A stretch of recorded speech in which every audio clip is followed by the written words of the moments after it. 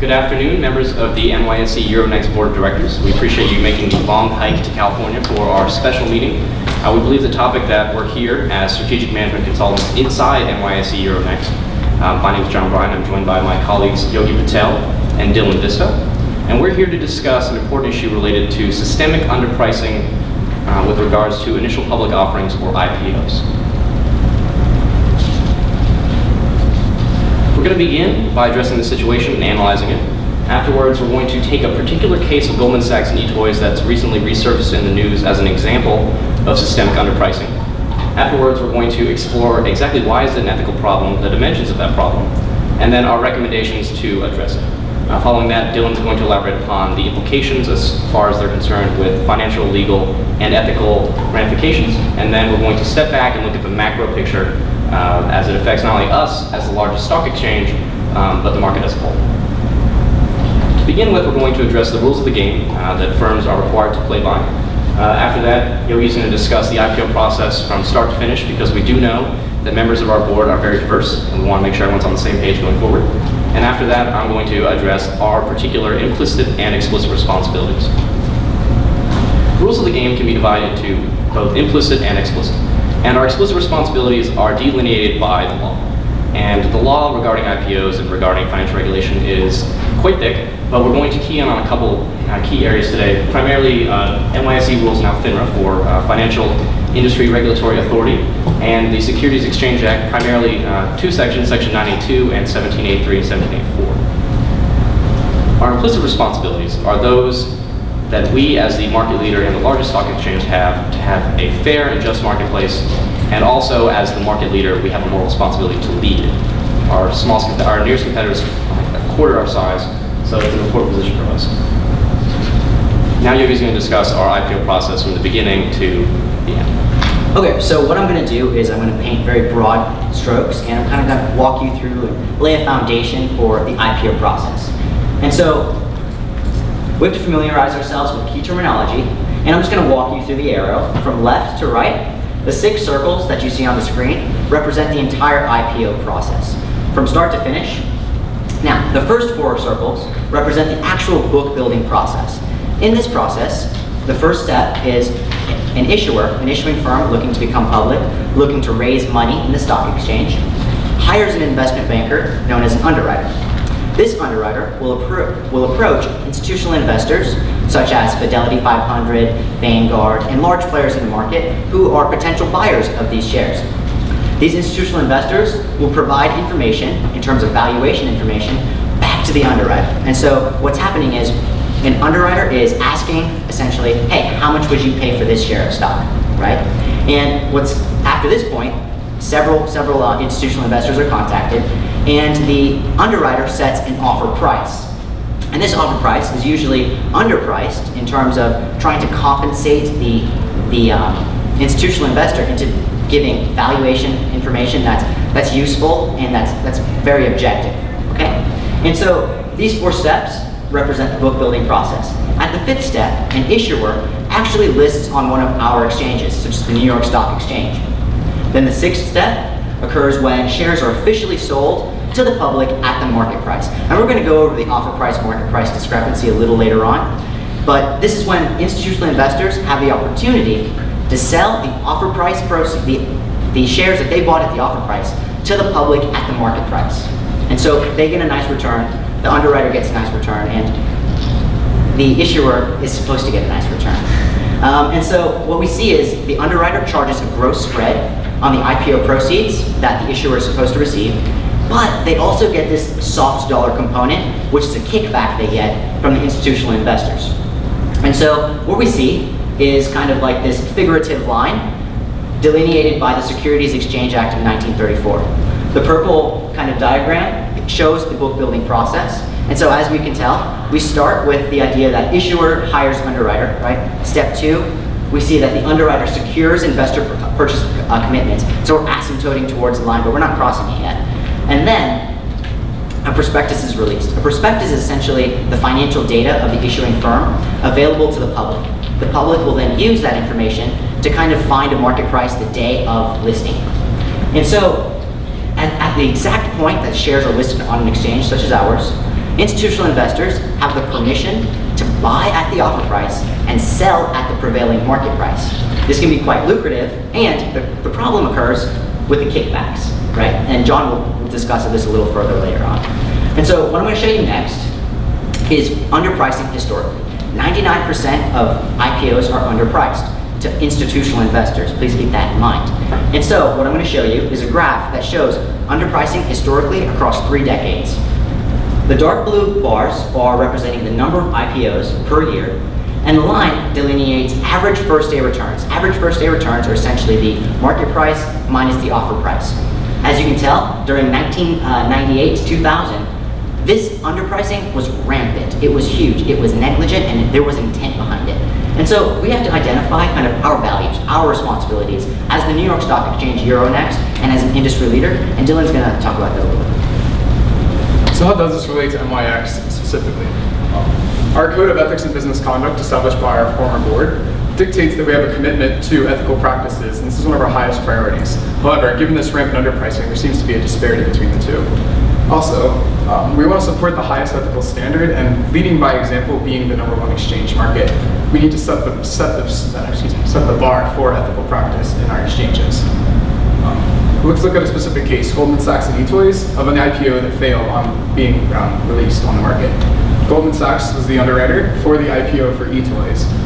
Institutional investors such as Fidelity and Vanguard gave a kickback to Goldman Sachs for getting allocated IPO shares before the public did, and then eToys flopped six quarters later, filed for bankruptcy. Goldman Sachs and institutional investors, however, realized large revenue gains. So there's obviously a problem here. Yogi's going to discuss. Okay, so as I mentioned before, we're going to talk about the offer price and the market price. So the offer price is the price before actual listing occurs. And this price is only available to institutional investors, big players, people and institutions that make at least $250 million or $1,000 in income per year and have $1 million in net worth. But for purpose of illustration, we're going to be talking about the huge players, Vanguard, Fidelity. And so the offer price that Goldman Sachs set was $20. They sold 8.32 million shares, meaning eToys realized $166 million in IPO proceeds. Now, compare this with the market price. The market price is the price after and at the instant the shares are listed. And so what's occurring is that market price is driven kind of by supply and demand, right? It's based on prospectus information, and it's what individual investors are willing to pay for this share. The market price at the open of the market was $78, meaning if shares were sold at 8.32 million shares, that means that eToys should have realized $649 million. That's 4 times as much money as they did realize. This is problematic because it's a recipe for disaster for eToys. What's happening is that the market expected eToys to grow at a certain rate. They valued the company at $649 million.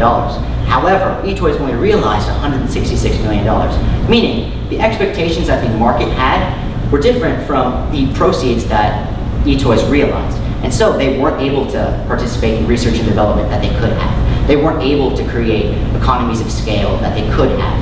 And so they lost out in this opportunity to kind of build and bolster and kind of corner their market before Amazons of the world moved in. And so this is a huge issue, and John's going to talk about the extent and the intent behind these kickbacks. So why is eToys important now? Why is it important years later? And you're probably wondering after seeing the IPO graph where we have this spike right around the 90s that we've ridden out the spike, the problem is over, it's not something we need to be concerned about. But underpricing at that crazy fraction isn't happening, but it is happening, and it is happening to a number of firms. Recently, in the last couple of months, a number of Goldman Sachs internal emails were released related to this case. And what it indicated to us that a number of underwriters have listed IPOs as a currency, as a commodity to be traded, as something to be allocated between various firms that they do business with to maximize their own value. So clearly, based on some of the data released, that the underwriter and the issuer were not on the same page, and there was a breach of trust in that area. At this point, I want to go through the kickback scheme broadly and also at a detailed level, step by step. And to help with this role playing, I'm going to ask you, the board, to play eToys. And Yogi, you're going to be Goldman Sachs, and Dylan, you'll be the institutional investors. So we've kind of already mentioned the story. So Goldman Sachs gives an IPO offering to the institutional investor. That's step one. Afterwards, the institutional investor pays Goldman Sachs for however many shares it wants to buy. So we assume all the shares are sold at that offer price, which is artificially low. Afterwards, Goldman Sachs sends that amount of money back to eToys, who sends Goldman Sachs their commission. In a perfect world, this is where the process ends.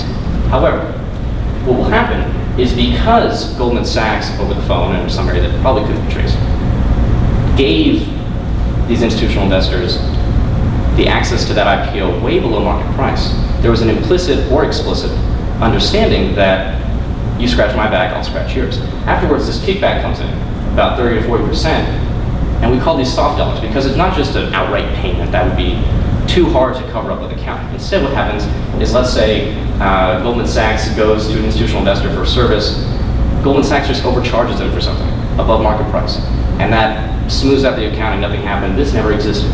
This is all speculation. But systemically, we do see that this happens, and this killed eToys, which had a promising future. So this systemic failure, this systemic underpricing leads to a culture of failure across this entire financial industry. Specific NYSE rules regarding IPOs were released in 2004, yet this culture is still propagated, simply because there's a lack of hard evidence. Like John presented, most of these exchanges are done over the phone or via emails that are just now being released years later. As well as there's large incentive monetarily for the industries that do gain to cheat in this because they're gaining so much and only at the expense of smaller firms. Why is this culture a problem?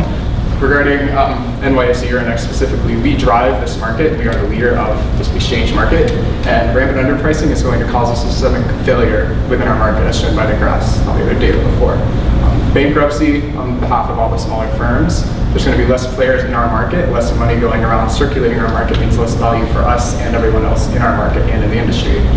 And that can compromise our bottom line and our industry position that we hold and maintain our own values of being the leader in ethical practices and ethical practices within securities exchanges is compromised. We're not going to live up to our mission statement and our values of being the leader and setting that example.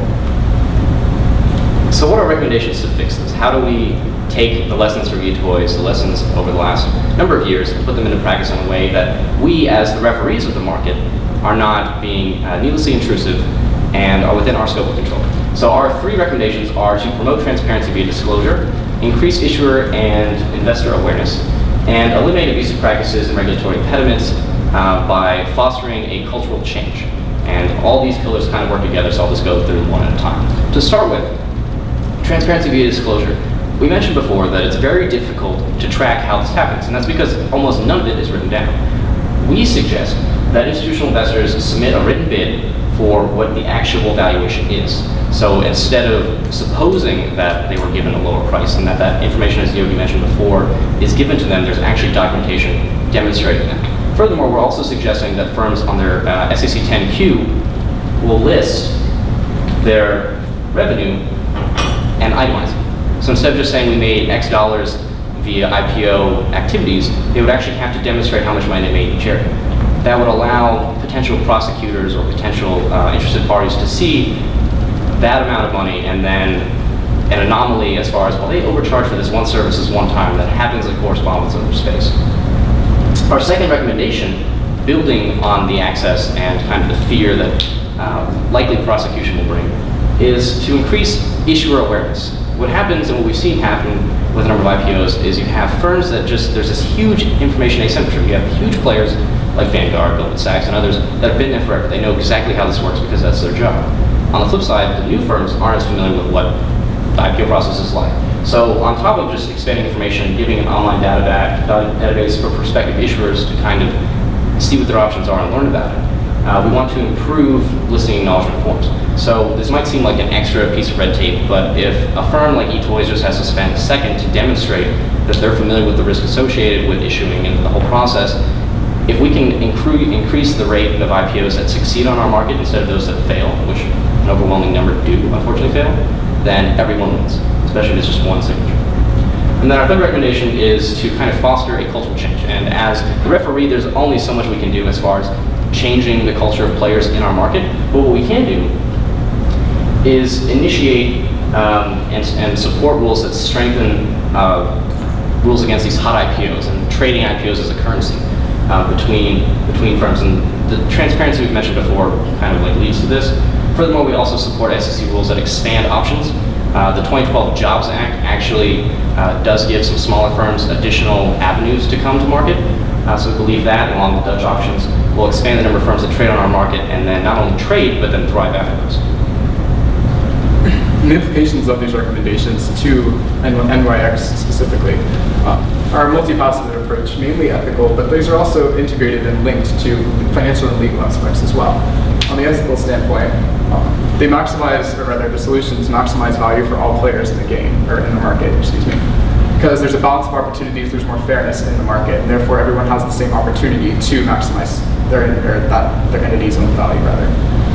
There's more accountability, which is going to promote more justice and more equality within the market. And finally, healthier business relationships are going to, confirm a fiduciary duty that's implied within our transaction interactions, And that's going to create a sustainable culture of promoting ethical practices across the financial industry with us as the leader. With respect to the legal ramifications, we're not advocating for more regulation, and we don't think that we need to reinvent the wheel. Rather, we just need to take the wheel off the ground and put it back on the axle. Our solution uses, across these two sets of rules, Section 1783, 1784, and then FINRA rules. Those rules are good, and they work well if there's evidence available. So we believe our transparency recommendations, by providing written documentation of pricing, valuation, and across the process, those written documents will make these laws that much more effective and de-incentivize abuse going forward. Okay, and I'm just going to talk about the actual financial ramifications of our resolutions. There are costs and revenues associated with this, but there's also an intangible value. Now, we can assume that a 1% increase in total operating income expenses would be our cost, right? In this case, it would be around $24 million. In terms of our revenue, we can assume a 1% conservative increase in our total operating revenues, which would be around $37 million. Now, assuming these liberal and conservative costs, these are marginal costs. We can absorb these. We manage $40 trillion in assets. This is not a big deal. The problem is that, there's a reputation that we have to kind of bolster in ourselves, right? We need to say that we pioneered IPO rules, we pioneered ethics in this industry, and that's the reputation that we can bolster for ourselves. But also, we can decrease risk in the overall market. If there's less delisting occurring, well then that means that money is flowing into better investment products instead of IPOs that are underpriced, and as I'll show a little later on, they're not great investments long term. And so if money is flowing into better products, that means that there's going to be less risk overall within our market, and that actually increases our share price, right? And that increases our market capitalization if our shares outstanding remain constant.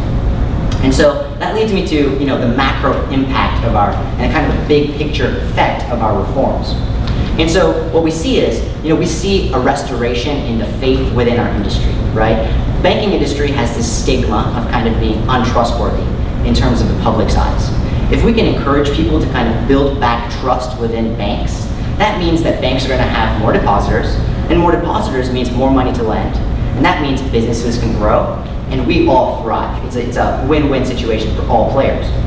Now, the idea is that in terms of kind of taking this to Main Street, there is less volatility within investment products, right?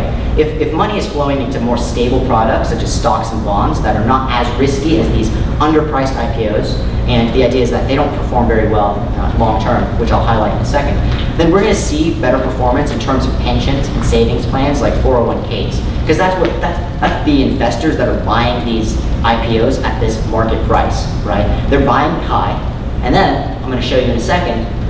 This is their average 3-year return across 3 decades, okay? As you can see, it's around negative 20%. Meaning, if I'm a pension manager and I buy IPO allocations from, say, a Fidelity 500, and I get these at the market price, if I hold it for 3 years, I'm gonna get a negative 20% return on my investment on average. The outliers are the Googles of the world, right? They're the huge players. They're literally once in a decade kind of things.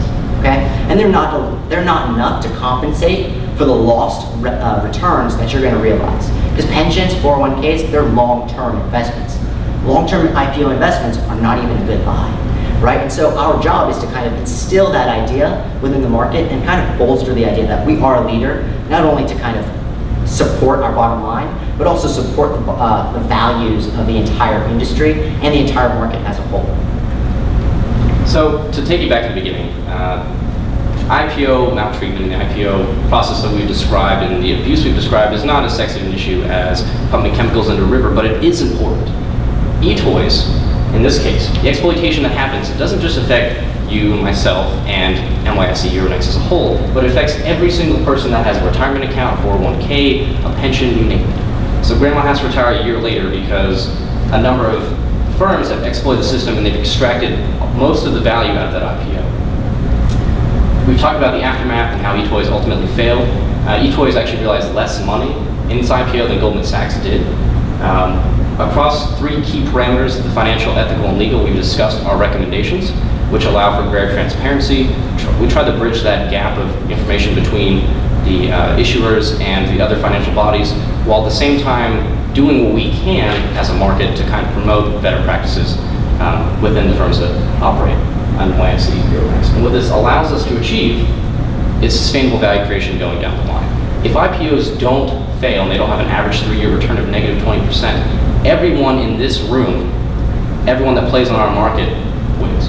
And with that, we'll field any of your questions. We appreciate you taking the time to fly out to California for our special meeting. Thank you. Very good. Thanks for being here, Seth. First question for me. Ultimately, who is being exploited in this presentation? So who is, in a sense, at disadvantage by the system the way it exists now? And if you would explain how your remediation would improve the situation for an exploited body that can exist. So eToys is actually still litigating with Goldman Sachs about their IPO. And so in the case that we use, eToys is kind of the exploited entity. Our recommendations, primarily our first recommendation with respect to transparency, would have, if those recommendations had been in place back then, the lawsuit would have already been over.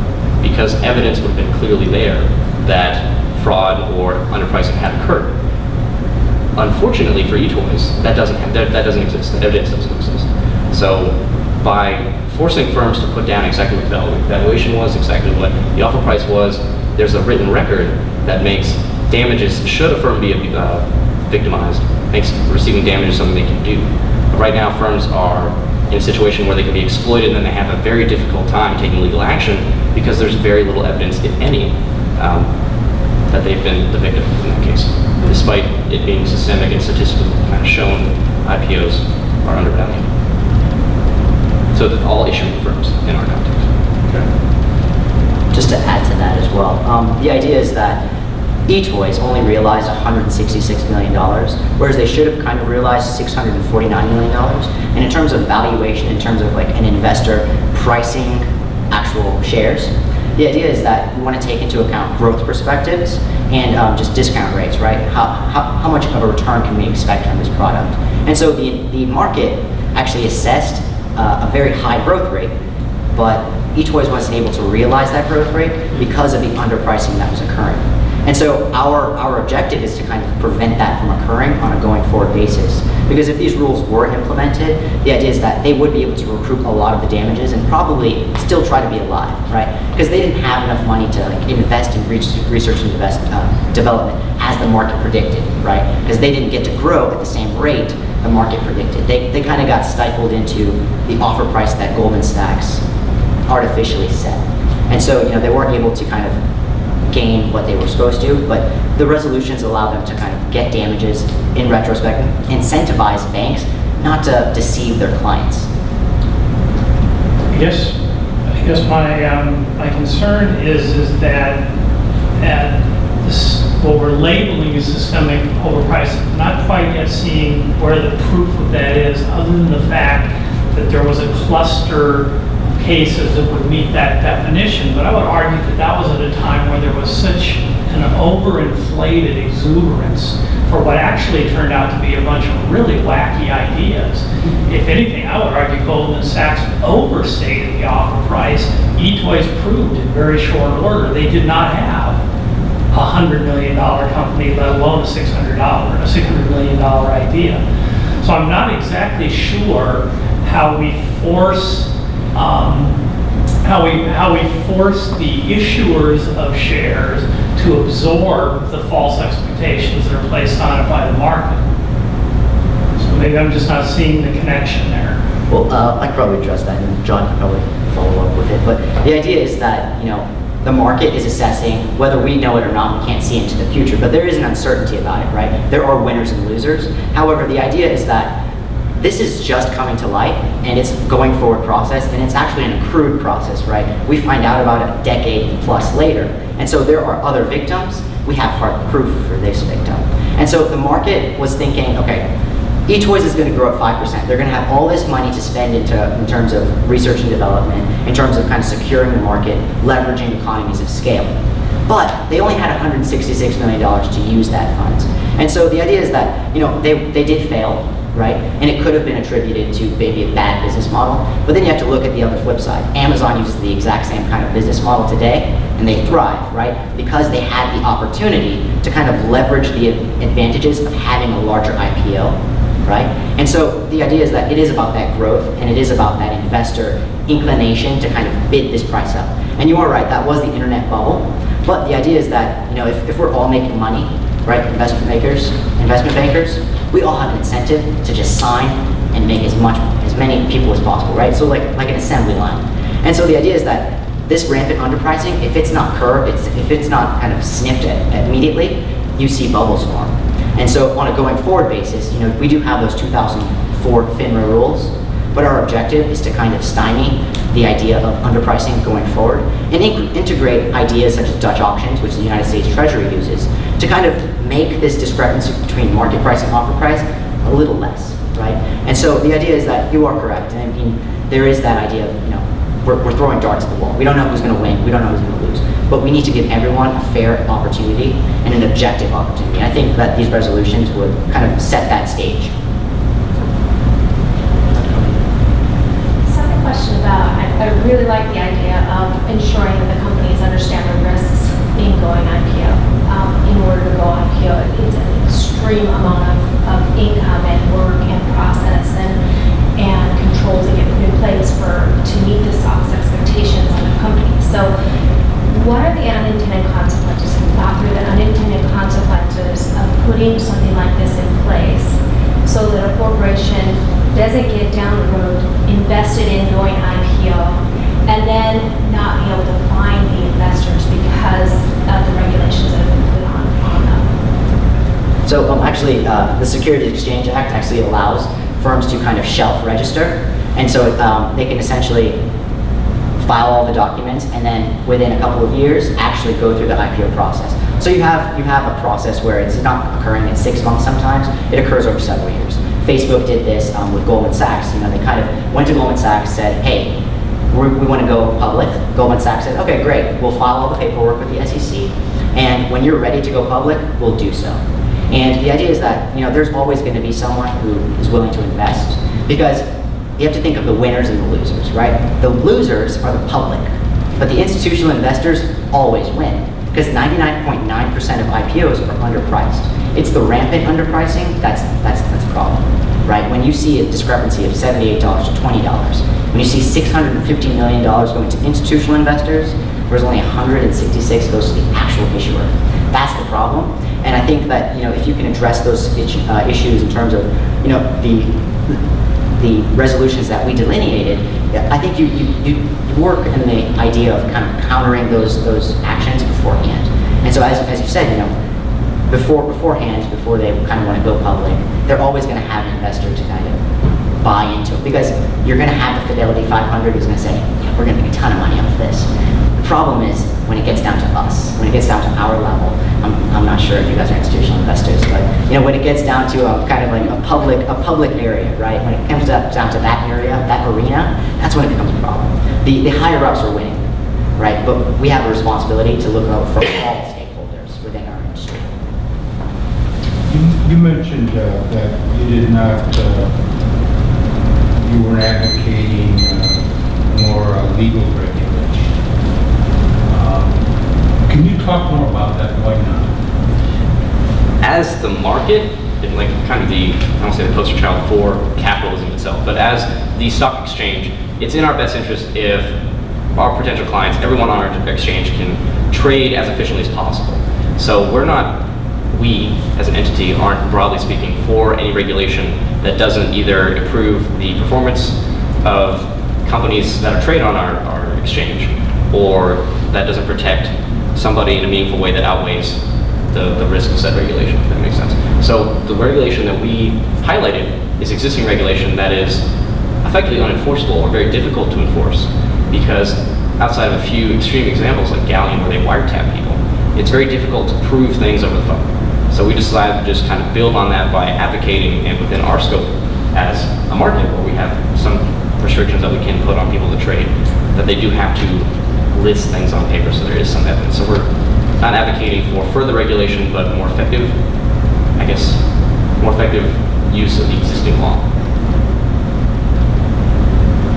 Just to highlight on that as well, I think that due to less regulation in the market, the free market, the idea of laissez-faire, we want less intervention, even if that's from the behalf of the government or us who's actually running this market, running this marketplace for other people to invest in. But having less intervention by us and anyone else is just going to promote more fairness and let the market drive itself kind of thing within our boundaries of legality and fairness. So that's why the minimal intervention of laws and litigation is our approach was more just pushing a culture, because we want the players in the market to drive the market itself. Well, building off of that, the language is improved disclosure and clarifying values, but what's really the teeth behind any sort of enforcement of this? What are the penalties if they don't write this down and don't create their files in a certain way? Are they denied? Are they removed? What's the realistic penalty? We are the market, not the SEC. We're not the judge, jury, and executioner. So as far as our policy recommendations, they are just that, recommendations. The teeth behind it, in some ways, as far as the requiring transparency, I think we do have the power to require that they have to submit them if they want to list. So that's pretty much I think our biggest string we can pull. But beyond that, the rest of it, prosecuting if evidence does exist is beyond our scope, and that's not really our mandate. So the writing down of this is what the price is, and this is what was negotiated. If that's not in the file is denied, essentially. You'll have to go to a doesn't different go judge. forward. Okay. And the idea is that, just to follow up on that, the idea is that, it is a prestigious thing to list on the New York Stock Exchange. There's a reason why we're 4 times larger than our second place competitor. Okay, and the idea is that people in industries, they want to list on the New York Stock Exchange because it represents stability, it represents ethics, and it represents fairness. And these ideas, these perpetuate with investors who are interested in buying shares in that stock. It's an intrinsic value that's added to the share price, just being associated with the New York Stock Exchange. And as an industry leader, it's our job to kind of set the standard for all of those players that we're dealing with on a daily basis. And if they're not willing to comply with this, then I think it's something that we have to acknowledge the idea that they can go to our competitor. But the understanding is that if they do, they're not going to get the same value added that we're providing the rest of our stakeholders. And should they decide to go to a competitor, the question inevitably will be raised: well, why did they not choose to disclose this information? Okay. A couple questions, okay? What are other options for the issuing company, in this case eToys? What other options would they have had other than the example of we're going to make X number of shares available to the public, and we'll accept whatever the offer price is and related revenue from that sale. The other is, if we do implement these rules, what could be potential risk trade-offs in the exchange? Okay, so I can probably address the first aspect of that. There are other options in terms of raising money. That's the name of the game, kind of. The issuer wants to raise as much money as possible such that they can realize the growth perspectives and kind of create a sustainable business. And so they can participate in Dutch auctions, which what the United States Treasury uses, where essentially blind bids are submitted and the highest of those bids is accepted for a certain amount of shares. right? And so this actually is a more competitive aspect. Google did this, and they had a very successful IPO, $2 billion IPO. No intermediary. No intermediary. The idea, though, is that, well, they had intermediaries, but they were able to kind of hedge those intermediaries by surrounding themselves with experts within the field. A perfect example would be Jay Ritter at the University of Florida, who studies IPOs and is known as Mr. IPO. Well, Google actually called him and had him consulting on that process. And he recommended Dutch auctions because the idea is that these issuers, they're not financial experts. They're entrepreneurs, they're tech people, they're engineers. They don't know anything about this process, and it's not in the best interest of the bank to tell them about it, right? And so Google, they knew Jay Ritter, Professor Ritter, and they asked him, can you just sit down with us with his bank? And he did. And the idea is that you want your issuers to be well informed, because if there is an incentive to cheat, well, there's no incentive on the bank's part to kind of tell you, hey, you guys could do this. We'd make less money, but you'd make a lot more. There's no incentive to do that. And at least with our measures, we can kind of incentivize the idea that issuers know what they're getting into. Right now, they're kind of just seeing this money and they're becoming paper millionaires, essentially being promised you're going to get $166 million, right? But they're not understanding the idea that you're leaving $500 million on the table. Right, and so it's the idea that there are other options such as Dutch auctions, but beyond IPOs, beyond issuing shares, they can release debt, right? They can issue debt, and they can issue different forms of financing like mezzanine financing. The problem is that guess who makes those financing options available? Investment banks, right? You have to go through them, and so the problem is that you have these market participants that are cheating you, and you have to deal with them. How do you deal with them? Well, you have to be well informed. And then can you handle the second part? What was your second question again? My second question is, what's the risk to the exchange if we don't do these things? What are the risks and trade-offs in the context of sustaining the status quo?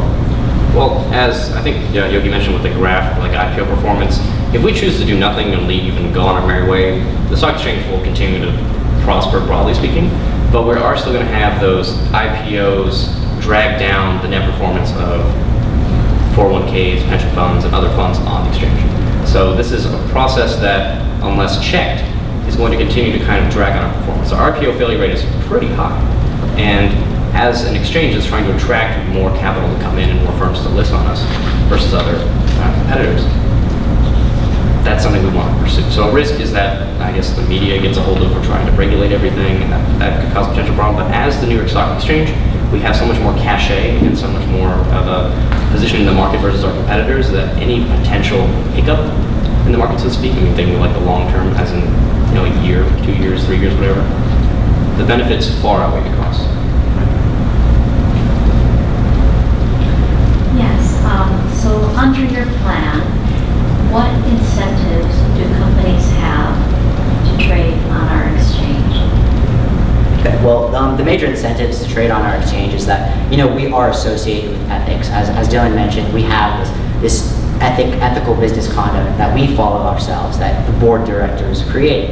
And in doing so, we have the largest market capitalization in the entire market. We're 4 times larger than our second place competitor. And what does that tell you as an issuing company that wants to list on our firm?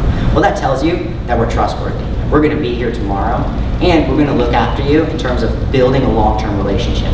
Because we're not just trying to have you be our customer or our client today. We're trying to have you 10 years from now, 20 years from now, and 30 years from now. Because that's the kind of reputation and that's the kind of leadership skills that we've developed as an industry leader, right? We do this to kind of foster the idea that, we are going to lead the business, we are going to lead the world in terms of, our performance, in terms of our bottom line and our share price. We're also going to lead the industry and the entire market when it comes to business practice and ethics. And that's what you're getting yourself into as an issuing firm. You're buying that when you list with us, whereas if you list with our competitors, they can't guarantee you those same qualities. Also, we're protecting you, right? It's the idea that if you list with us, you have access to a much larger plethora of information that you can use to make a well-balanced decision and improve your shareholders' bottom line and improve your performance long term. And so that's kind of our pitch, and we need to stand by that pitch going forward. And our ethical our resolutions kind of address those as a 3-pronged solution going forward. And that's our kind of sales pitch for issuing companies. Notwithstanding our cachet and our global position currently, are there risks that we should be made aware of under your plan? Well, there definitely are risks in terms of kind of just disincentivizing companies on going public. I mean, if you have all these regulatory hurdles that they may have to go through, they're going to have to deal with it. But the idea is that you're strengthening the entire market. If you have a company that's apprehensive about going public, they shouldn't go public because it increases volatility within your market. And so the idea is that with our solutions, we're kind of making them rethink whether they should go public and reanalyze their position. Because when they do go public, it is a long-term relationship we're getting ourselves into, and we want them to succeed because we need to succeed, right? That's why we're here, that's why we were all elected.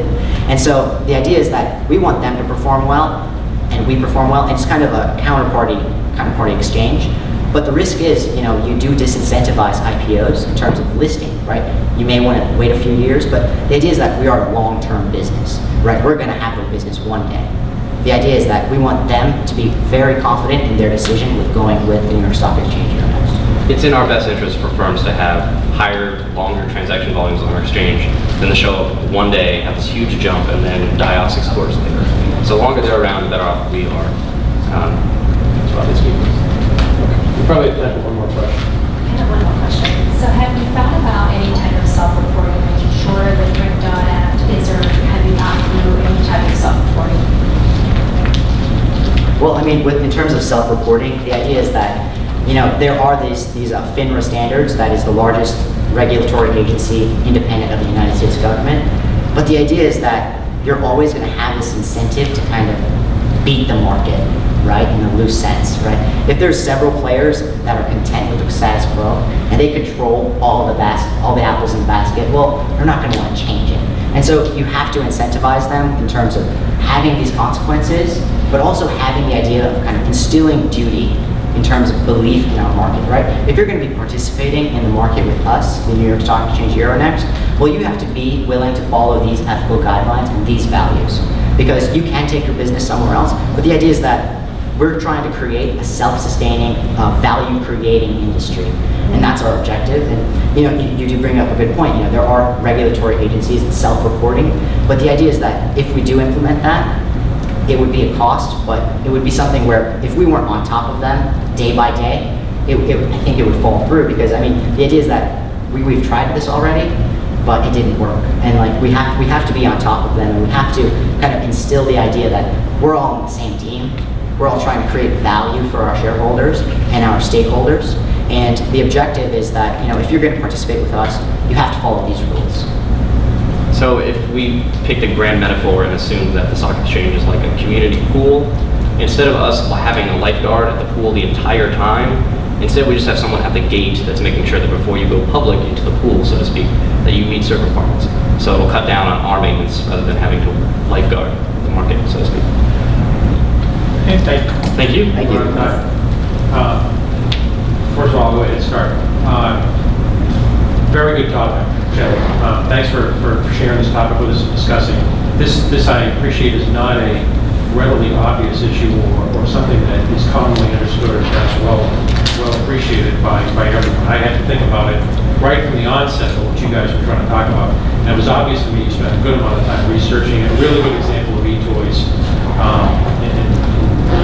in that relationship with Goldman Sachs. I still don't understand to this day, although I've heard of Goldman Sachs for 20, 30 years, who they are and what they do, and the others like them. Although I've been through business school and I've worked with banks, so I'm still kind of understanding that, and I'll probably evolve all the time. The only other thing I can think of in terms of options, and I don't mean options in the financial sense, but options in terms of what e-toys could do, but I think you covered it in a variety of questions as well, is simply the option that they don't have to necessarily make all of their shares available. They can hold back some shares to sell in the secondary market once the market price is established, or again, if they're a successful company in terms of the way they utilize their capital, the way they grow and they have competitive advantage, they can create more shares over time, which in turn can facilitate their investment. Inevitably, I think the exchange values a competitive situation, values one where there's less rules, regulation, and structure, values transparency. That's part of the risk-reward relationship as well. I also think you guys did a really good job in terms of understanding. It sounded like, I don't think there was a question we asked you that you haven't asked yourselves 3 or 4 times, okay? And although I think on occasion we asked the same question in different ways, you guys thought things through pretty well. I guess one question, what was it that compelled you to handle this topic versus others? Was this something that you guys all had a common interest in? You all former eToys shareholders? Just run My dad used to work there, and then, no. It's actually a funny story. So my professor is known as Mr. IPO by the Wall Street Journal, Okay. and he's world renowned for his research and initial public offerings. And he's very in tune with IPOs, and so we actually did what most teams would probably do, and we leveraged the resources that were at our fingertips. Very good. And he was world renowned, and it's the idea of kind of just going into his office and talking to him a little. You got to learn a whole lot as the And, non-finance yeah, folks. I kind of forced them to do it. It's just like a mini finance. Yeah. It's a little seminar. Yeah, but I mean, it's an awesome experience because A, it's a rare subject. B, it's the idea that this problem has been occurring over several years. Because right now is when we released the evidence, right? So it's actually been happening. It's just come to light now. And so he actually works with IPOs. He's known as Mr. IPO. He has his own Bloomberg page. So we thought, hey, let's do something with this. So Well, I thought it was a fascinating topic. I thought you supported it well with the information you shared with us. Obviously, time is always a challenge in terms of you either got to fill it up or you've got to somehow manage time judiciously. Just as someone who presents a lot, I'm not suggesting I do it well. When it comes to things, when it comes to speed, nobody ever wants you to launch new products at a slower pace. That's the world I live in. In the case of presenting, always, I would suggest in the future, as you guys get better at this, and you're already pretty darn good, try to go slower. Try to bear with those of us in the older generation who aren't as keen and get all of the details and let us absorb it a little more easily. Okay, pause and slow yourselves down. That I think will help your audience. Because again, when you're presenting, you're not presenting in your behalf, you're presenting for your audience. So similarly, the format we use where you talk, we just sit back and listen, that's not common. That my audience never allows me to just present and listen to me attentively. They don't pay attention, or they interrupt me relentlessly from day one. And they inevitably will critique my slides and my format as much as my content, if not more so.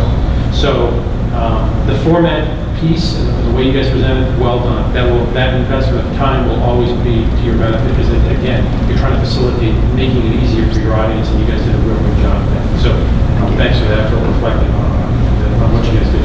thank you. I think, Kevin, like you, I present a lot, and I think that you shortchanged yourself a little bit just for your own statistics. You used 21 of your 30 minutes. We were under the impression that we only had 20. Yeah, we were told it was coming 20. into the competition. Oh, really? I don't know how that happened. Oh, all right. Yeah. Well, then That's- in that case, you were over. You did Yeah. have the right When we found out it was 30, we were thinking we were going You to didn't be able to change your slide. And I sensed somewhat of what Kevin spoke of is probably also a little bit of nervous energy. It's always stressful. It's always stressful when you're stepping up and putting something on. I usually have nobody your audiences. Mine always sit in the back row. They never sit in the front row. So you had a little added pressure that we were right up here. Certain elements of what you were talking about sounded like Greek, so I was kind of hoping Dylan was going to whip into a little French for me so that I could a different take on it. But I think that, I guess for me, I still was having a hard time making the leap, making the connection. There was intent and that there was design behind what happened even in the eToys thing. And I was having a hard time really, with the information I was presented with, seeing that there was a systemic problem that we had identified here and here and here and here. There was clear evidence that Fidelity said, wink, wink, if you make this 20, we know we can get 78 and we're all going to be happy campers because we'll shoot some back to you. I think there was a lot of really crazy over-exuberance in the marketplace at the time, and I think that the guys at eToys were more shocked than anybody when the price ended up at 78. I think probably the scary part was that after the fact, that our friends at Fidelity and other places probably got shaken down a little bit by gold, that you guys shouldn't get all of this. Why don't you kick back a little to us and we'll overcharge you? So I do think that you identified a real problem. I just didn't get enough evidence of it in my hands yet to convince me that that problem tangibly existed. But beyond that, I would agree with most everything else that Kevin said. I think that you identified workable solutions. I think I think that you did a good job of kind of saying that this reflects badly on us. That if we as an exchange say that we stand for ethics and other things, even though we didn't have a hand in what happened, we can't let this happen on our playing field. And I think that was, I'm sure that was something the folks at the exchange did worry about, did think about. So, other than that, excellent job. Thank you. I want to commend you for introducing yourselves to everyone at the beginning of before you ever even started. I also present a lot, and getting them from the back of the room to the front of the room, and getting them to give you breathing room when you are presenting makes a big difference when you've actually reached out to them and kind of broken the ice a little bit. So I commend you on that. Your presentation was phenomenal. The instructions said that one of the challenges the presenters have is they get over creative with their slides and then they just narrate their slides. I felt that you did an incredibly good job of having very good pictures for those of us who may not be very familiar with the content, so we could kind of understand what the meaning was behind it without narrating and being able to talk through those pictures, because of course pictures are as with words, right? Standing in front of the podium, we know you weren't hiding any note cards or anything else. Exactly. It was clear you guys were speaking I from absolutely knowledge. commend you on your presentation skills. I think you did a great job. I tend to talk really fast when I'm presenting, so to Kevin's comment, I train myself to breathe. Just take a breath once in a while. That will slow you down naturally without you even realizing you slowed down. I did notice, and I don't agree with Dan in the regards that I do think it is a rampant problem.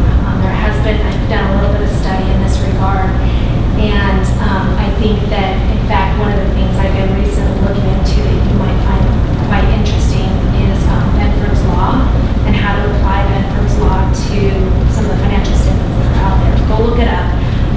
The Facebook kings run through Benford's Law don't look very good. So that's one that we may be hearing more about, is that IPO and how once that one goes down, we'll go, oh yeah, now I see the evidence. And lastly, I want to challenge you to not just let this be a presentation or a competition. You've done a lot of work, you've done a lot of investigation, and even though it might not be your bailiwick, I would say press your professor to take this one step further, because it is going to take the industry to get themselves straight. And I think you can add a lot of really good work. So don't just let it be a competition or a presentation. Continue the good work that you started. Thank you. Congratulations. Yogi's headed off to the FDIC. Yeah, so Nice. Send that on the government list. I'll send another government to serve. Yeah, Yes. Spanish. From one swamp to the other. Yes. Well, great job. I'm very impressed with all of you. Now that I know the backstory of why you picked this subject, I actually think that's a double-edged sword. I commend you because it's a subject that, on the one hand, you had, the country's authority on IPOs. On the other hand, you had the country's authority on the IPOs. So it cuts both ways. So I commend you for doing that. I think that was courageous. One of the things, if you continue in these competitions, I would recommend that you do one thing, and that is, remember that you might have heard this phrase before. When you're trying to explain to somebody what you do for a living, and you tell somebody in an elevator in 30 seconds what you do. Even though this was staged in a way where we had inside information, the fact of the matter is we don't. It took me halfway through to kind of understand what you were talking about, and I wouldn't even want to tell very helpful if, in giving the presentation, you were mindful of that. That, you know, some of us are, you know, majored in the humanities. But, the other interesting thing is that this morning I had Keith Darcy, the Chief Executive Officer of the Ethics and Compliance Officer Association, speak to the county executive team. Over 100 people today. He spoke for about an hour. And one of the things he said, and here we're talking about a former Wall Street banker, former, you know, top executive, you know, in some of the you know, most prestigious corporations in America, and the amount of corruption that has gone on in our country and Wall Street, and continues to go on. And he had, you know, 10 slides of, you know, listed and stuff. So, you know, as you're talking, I'm thinking, this is, you know, assuming that what you're saying is accurate, we need more and more and more and more. So, you know, I commend you on what you're recommending, but as somebody who, you know, who just, you know, and works in the field and is familiar with some of the worst that's happened not only in our country but across the globe, I didn't think you went far enough. But I understand also, you know, the flip side of it. Why not? I think that's the problem with our country, is that we're too mindful sometimes of the other side. And I understand it's got to be balanced. I understand, I get that, but I don't know if we've done a good job of that. Well, building on the feedback, I would say that I agree. You guys did a great job. You were well prepared. You knew the topic. It was one that was very obviously an ethical dilemma that needed to be course corrected. So I'm going to go in the other way. I'm going to give you more of the area for improvement. The part that I found was actually missing. You convinced me, but the piece, the slide that I think was missing was that sort of urgency and call to action, because what you're talking about is really an aggressive culture change, and change management is the hardest thing to do. It's what most of us do in our jobs as a theme, and where we want to hit our head against the wall most days because you're trying to get people to just break out of it. And to a certain extent, you know, you're doing something is, you know, is frustrating as trying to get a kid to eat broccoli. You know, you're doing something, you're trying to tell them to eat their fruits and vegetables because it's the right thing to do, and that's what's in the book, and that's how you stay fit. But you got to kind of come up with it with a certain amount of passionate intensity and like sense of urgency of like, if we don't do this, here's where our brand suffers, here's where our investors suffer, here's where, you know, every single person along the spectrum gets hurt.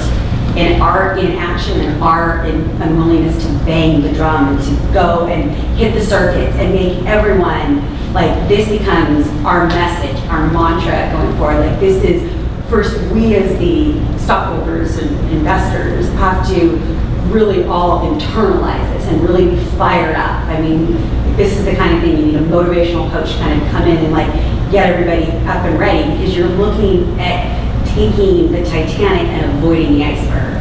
And so you need that sort of like, we're going to hit an iceberg. And it's not going to be one that we're going to hit at one point. It's just we're going to never really be successful with this entire product line. Can I add to that on one of your charts that showed the one about the year that everything was out of whack? At the far right, you notice that it goes back up. So I think you're right. I think the iceberg is what you're seeing on the far right of that graphic, which is why I challenged you to do something with this. Don't let it just sit. So I think that you had a great point there.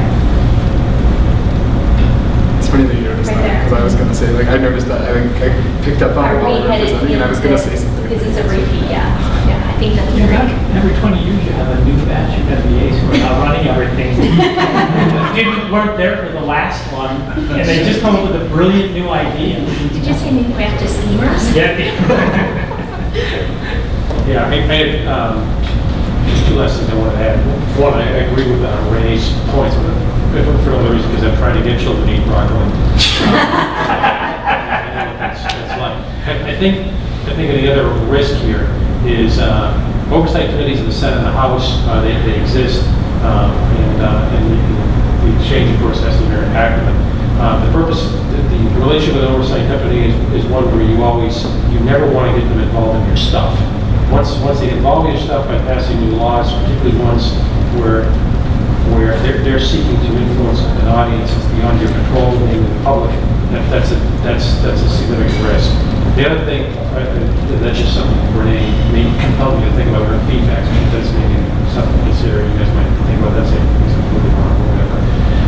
John, one thing I did also want to mention, your closing statement, your analogy about the pool, excellent way of closing out the presentation in terms of not simplifying it, but creating an easily understandable metaphor for what you're trying to do as an exchange. Because I don't think it is easy, even for those of us on the exchange, to think about what we do and what we don't do. And that was a very good way to close out an argument. If that's as a presentation technique, the ones that Renee mentioned about, call to action, those are compelling ways to communicate with your audience. You guys are already 98% of the way there. So you did a nice job. Anything else? Yes, please.